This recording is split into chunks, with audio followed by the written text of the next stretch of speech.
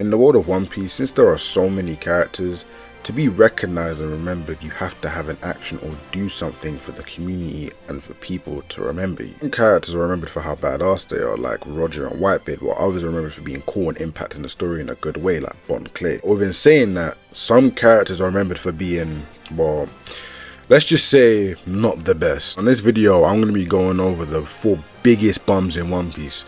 Now, I know the story is large, so there is a lot of time for people to be bums, but I'm going to narrow it down to 4.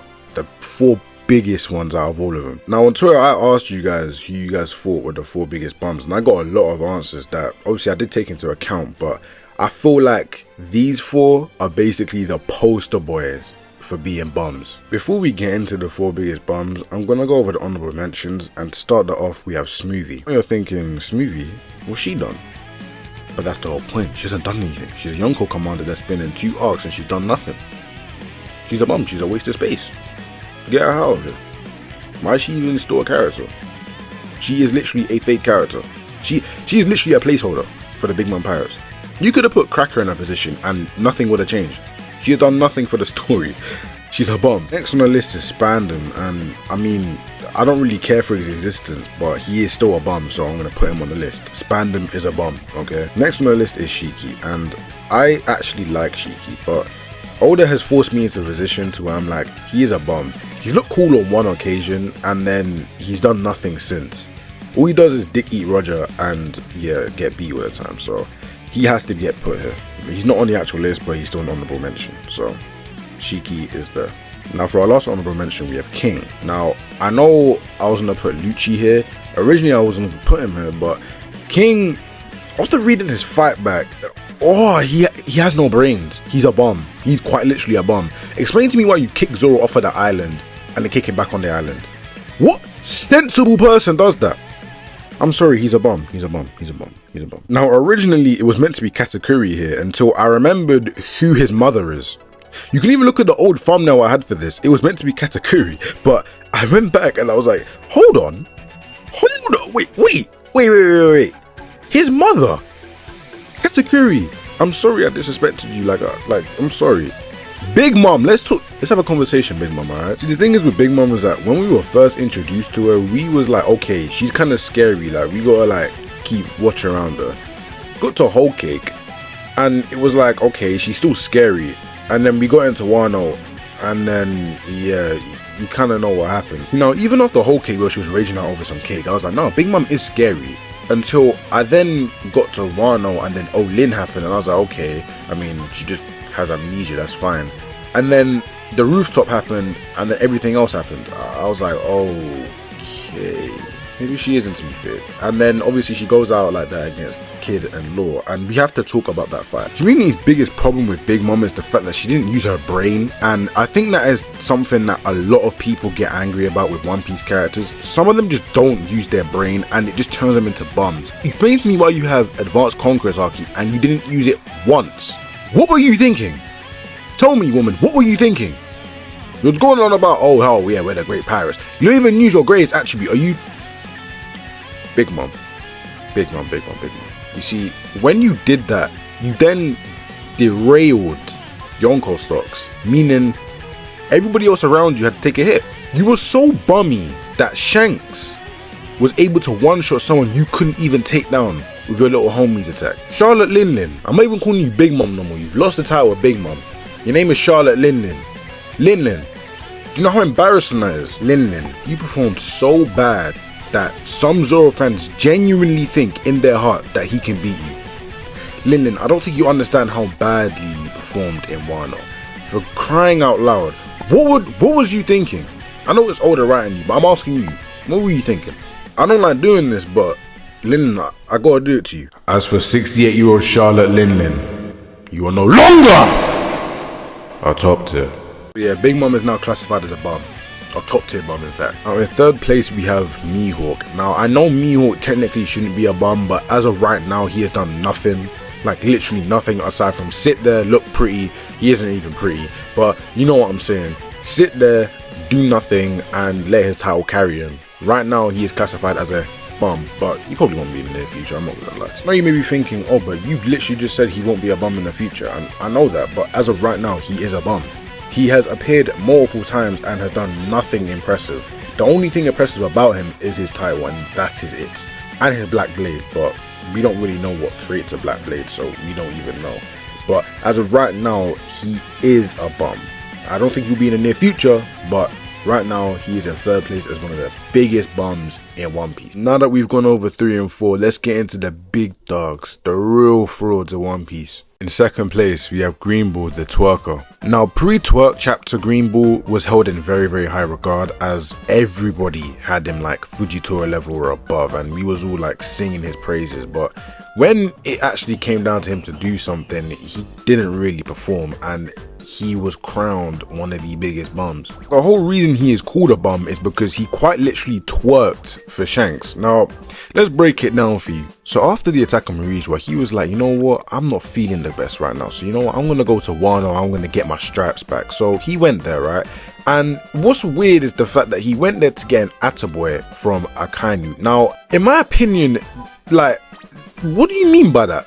Like, what do you mean? You're a 40 to 50 year old man and you want an Attaboy from another 40 to 50 year old man? We may need to have some discussions about Greenbull, and if he does swing that weight, that is fine. But if he doesn't, and it's genuinely something that he wants, I mean, look, that's him in it, but to me, that is just brazy. After that, he obviously fights King and Queen, where he wins and he talks hot to them, and then he fights the Scabbards. Now, when he fights the Scabbards, he has success and he's doing alright until Momonosuke blasts a hole through his chest and he's like, ah! Bearing in mind, that is Momonosuke with like no training. And now this is where the redhead Wonder gets involved. Now he senses all of this and he's like, what are you doing? So he's like, okay, cool. You want to be fucking around with the new generation? Hold this real quick. So obviously he starts apologizing. He's like, no, I'm leaving. Don't worry, don't attack me. Because he is a bum. He then leaves and he's going around trying to fight people like Weevil. Why? Because he is a bum. Since then, we haven't really heard anything from Greenbull, so I'm assuming he's still being a bum out there somewhere. And I don't think he's going to have an impressive showing in the series. I'm being dead serious with you. I don't think Greenbull will have an impressive showing in the series because he is a certified bum. Now guys, no cheating. Who do you think is in first place? Do not go into the comment section. Do not go on anywhere. Just stay here and think in your head. Who do you think the biggest bum in One Piece is? Alright, you done? It's Kid. Now, I actually fuck with Kid fans, but you need to understand that your boy is a bum. And I'm actually going to go over why he is a bum. And I'm going to explain every point to why he is a bum, okay? We're going to go over it. Come. Let's take a trip. So in pre-time skip, Kid was actually kind of cool. He was the guy that was just ranked above Luffy in terms of bounty, and back then I was like, oh, okay, so he means business.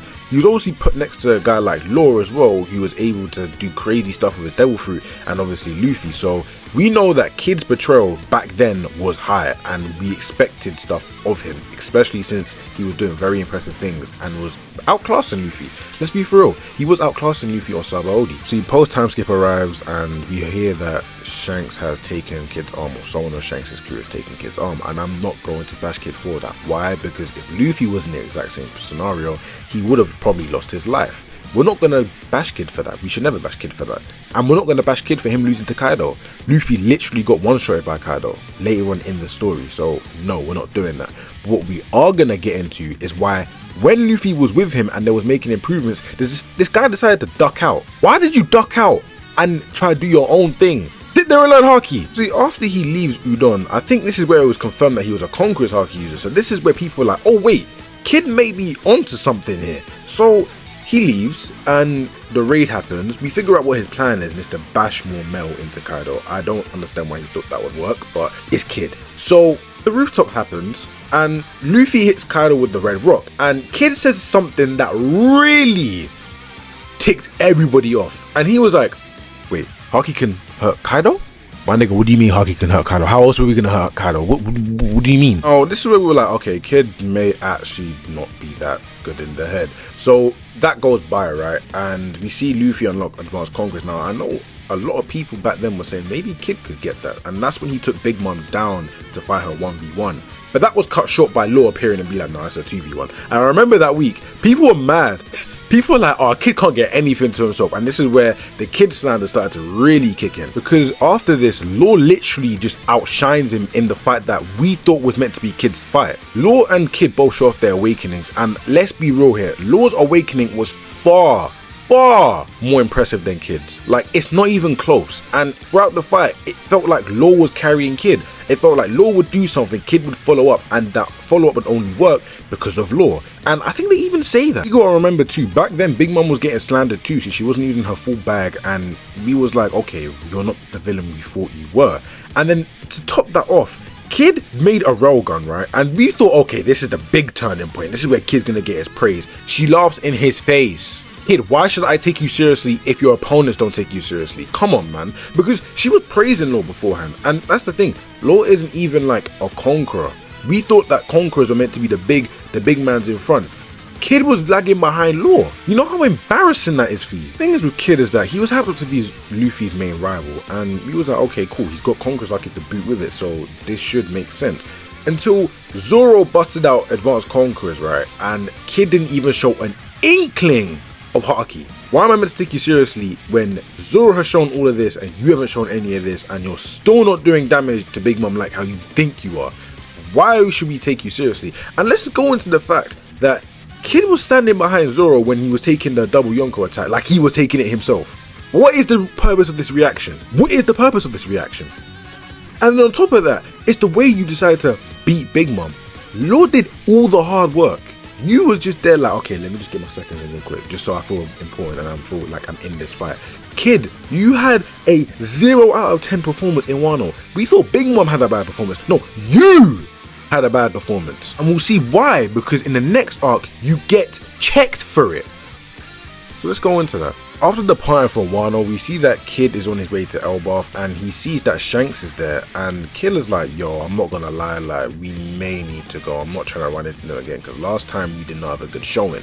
But Kid's like, nah, we ain't losing. So obviously chapters go by, whatever, and then we see that Shanks is obviously pulling up on Kid, and Kid is like, alright, cool, I'm jumping off of my ship, I'm gonna use my railgun, hold this. Shanks sees that future and is like, I can't have this. Oh, and beforehand, Shanks made sure that Kid was fine, okay? So this is 100% Kid.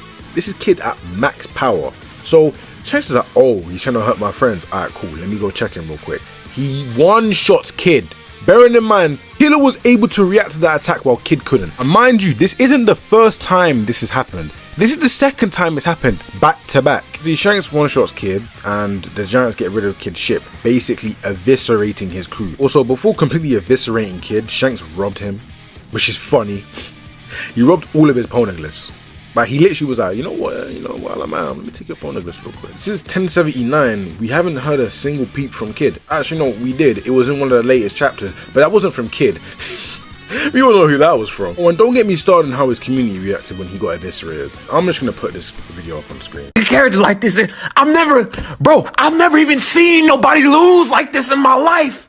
Bro, when has someone been exterminated? He's been exterminated. What is that? Exterminated?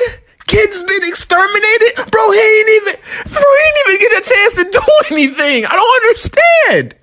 Bro, I've been sitting there cheering him on and shit, bro. I was freaking scared when he was going to go against Shanks at first. People go. And that was basically the general consensus around the whole of 1079 for Kid fans. They were all deleting accounts, dropping out. Kid really isn't the person you should be supporting. And you know the funny thing is with them, they're actually very loyal and they stick to Kid, which is why I love him a lot. But you know, Kid is a bum.